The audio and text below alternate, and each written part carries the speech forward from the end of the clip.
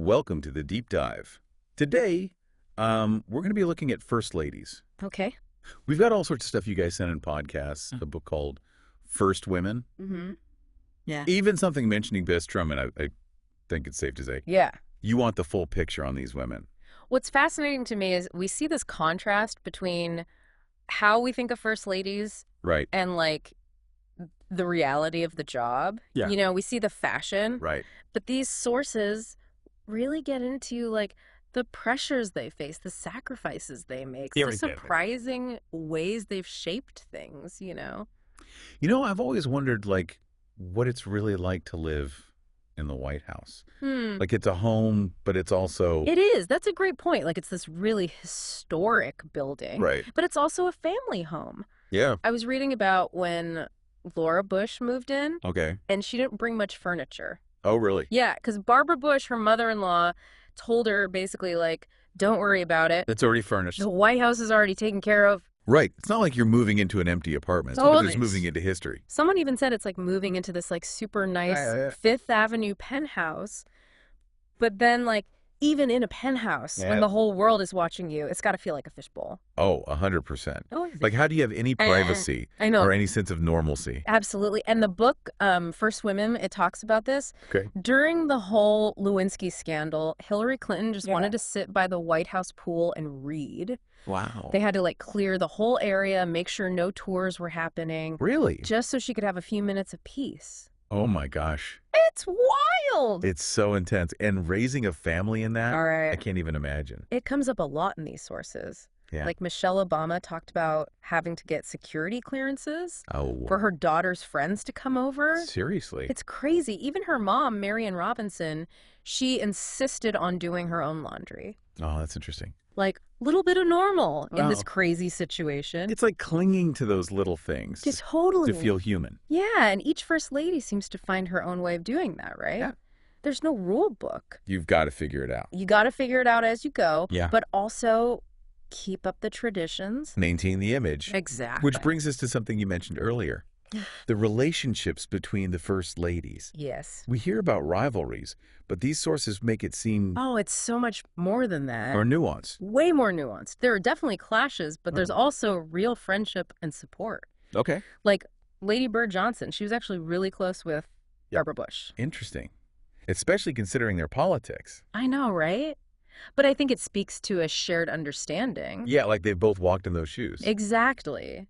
Face that scrutiny, that pressure. You can't really relate to that unless you've been there. Right. So I think that creates a unique bond. And it seems like that goes beyond friendship, too. Oh, yeah, for sure. There's some real support there. Like when Pat Nixon invited Jackie Kennedy back to the White House for the unveiling of JFK's portrait. Wow.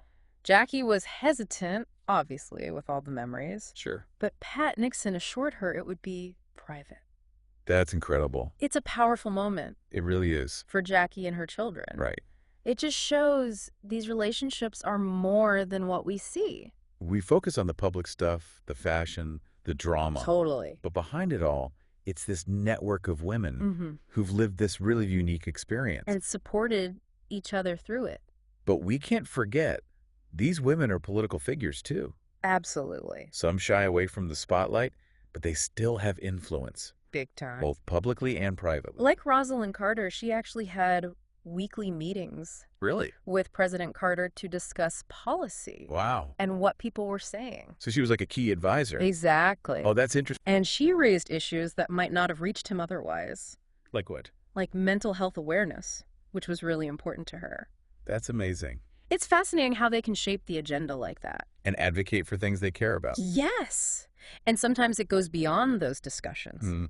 Think about Jackie Kennedy during the Cuban Missile Crisis. Oh, right. She was right there with JFK, During those tense 13 days. offering support, perspective. Can you imagine being first lady during that? It must have been incredibly intense. Wow. But it shows how crucial they are as partners, advisors. They're not just figures of glamour. Right. They're active in politics, Shaping decisions. influencing history. Exactly. And that influence goes beyond the White House, too. Oh, yeah, for sure. They use their platform to champion causes. Like Lady Bird Johnson in beautification? Yeah. Yeah. Or Betty Ford talking about breast cancer and addiction.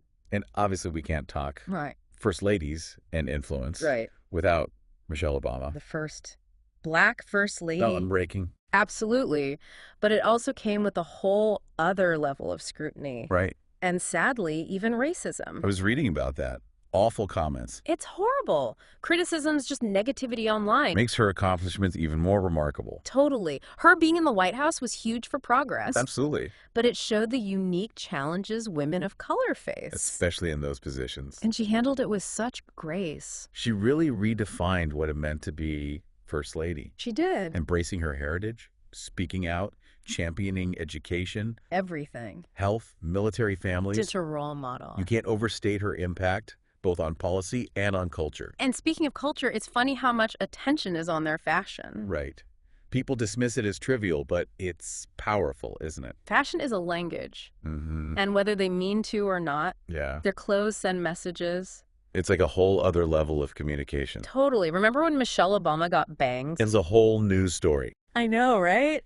And then Melania Trump's I really don't care jacket. Oh my God. So controversial. Those fashion choices become these flashpoints. Exactly. For bigger conversations. About their values, their priorities. It shows how every detail of their lives. Everything is analyzed. And it highlights the double standard they face. Yeah. They have to be stylish, but not too much. It's a tough line to walk. Even wearing pants was a statement back then. With Jackie Kennedy. It's crazy how much things have changed. I know. It reflects how the role itself has changed. Along with society and expectations for women. But at the end of the day, beneath all of that, these are wives and mothers trying to have a normal life. In an insane situation. Makes you wonder how they balance it all. That's the question, right? And that's what we'll explore as we dig deep into these fascinating women. Exactly. You know, it's easy to focus on the day-to-day stuff. Right. The events, the fashion, the controversies. But, you know, these sources show how they really use their position to make a difference. For sure. A lasting impact. Absolutely. Like way beyond their time in the White House. They really shine a light on issues that they care about. And bring them to national attention. Yeah, in a way that most people can't. Like Betty Ford and her breast cancer diagnosis. Oh, back in '74. That was huge. It was a big deal. For the First Lady to talk about that so openly. It was groundbreaking. When it was so hush-hush back then. It was. Think about how many women got screened. Right. Because she shared her story. It destigmatized the whole thing. It's like the power of being real.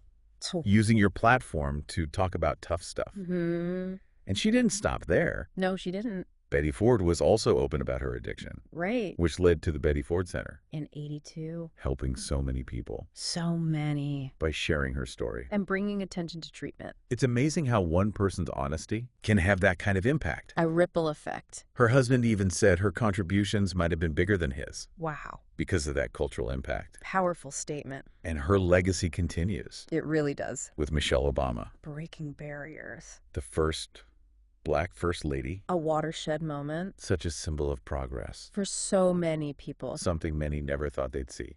And she didn't just occupy the role. Right. She redefined it. She embraced her heritage, spoke out against injustice. Supported education, healthy living. Military families. All of it. She really connected with people. She did. You could feel her passion. To making a difference. She brought a fresh perspective. Yeah. A new energy. Especially for young people. Especially young women of color. Seeing themselves reflected in her. Powerful. It's hard to overstate the significance of her being there. Both symbolically and for the impact she had. And it's interesting to think about her. Yeah. Alongside the other first ladies. Each one builds on the legacy of the ones before. In different ways. Sometimes subtle. Sometimes groundbreaking. Like Jill Biden. The first to keep her career. While being first lady. A working first lady. It reflects how women's roles are changing. For so long, the expectation was. You focus on the White House. All of your energy goes there. But she showed it's possible. To balance it all. To have a professional life outside of that. It's inspiring to see her teaching. I know, right? With all the demands of being First Lady. It's a powerful example for women and girls. That you can have it all. Pursue your dreams. Contribute to society. Even in a high-profile position. Makes you wonder how the role will keep evolving. Right. Will we see more women break with tradition? Have careers. Use their platform in new ways. It's an exciting thought. It is. As norms shift and expectations change. Who knows what the future holds? I bet future First Ladies will keep pushing boundaries. Redefining the role. making it their own. It's the power of the position. It really is. Even as the world changes. They find ways to leave their mark. A lasting impact. But these sources also remind us that there's another side to it. Behind the public image. The speeches, the events. The pressure, the sacrifices. Trying to have a normal life. When your life is anything but normal. It's the human side of the story. That we don't always see. Like how they cope with the pressure and the scrutiny. They have to find healthy outlets. Exercise, family time. Getting out of the bubble. It's crucial for their well-being. They're always on display. Right. Every move analyzed. It's got to be exhausting. You need to decompress. Recharge. Like Hillary Clinton walking around in disguise. Trying to blend in. Escape the attention. Even for a little bit. And Marion Robinson going to CBS. Just normal errands. Little things to feel grounded. It shows that even in these powerful positions, they're still human. With basic needs. Like everyone else. They need time for themselves. Time with family. Time to just be... And finding that space. And all that chaos. Must be so hard. It's a delicate balance. And each First Lady finds her own way. It's really amazing how these sources, they peel back the layers of the whole First Lady thing. Right. And you get to see the person, not just the title. Exactly. We've talked about their image, their political side, the fashion. But it's those personal stories that get to me. Oh, those little moments that make them real. Absolutely. Like how they deal with all that pressure and scrutiny. I know, right? Seems like finding an outlet is so important. It has to be. Whether it's exercise or family or just getting away from it all. Yeah, just to breathe. For their own sanity. You're constantly on display. Right. Every little thing you do. People are watching. Judging. You need ways to de-stress. Like Hillary Clinton walking around Washington trying to blend in. Disappear for a minute. And Marion Robinson going to CVS. Running errands. Like a normal person. It's the little things. To feel human. Exactly. It shows that even with all the power and the attention, they still have those basic needs. They're still people. Just like us. They need time to themselves. Time with family. Time to just be. And finding that time. In the middle of all that craziness. This would be so tough. This deep dive has been so insightful. I know, right? It really makes you appreciate the complexity of this role. And the incredible women who've held it. We've learned so much. About their public lives and their struggle. How they've changed things. The legacies they've built. It's amazing. So, to everyone listening, next time you see a First Lady in the news, remember, there's more to the story. So much more. Think about everything they go through. The pressures. The sacrifices. The strength. Those little moments of grace. That we don't always see. Each of them has a story. Waiting to be discovered. Beyond the headlines and the public image. Keep exploring. Keep asking questions. Remember the complexity of it all. And maybe this deep dive will inspire you to learn more. About these amazing women. And the mark they've left on our nation. It's a journey worth taking. Absolutely.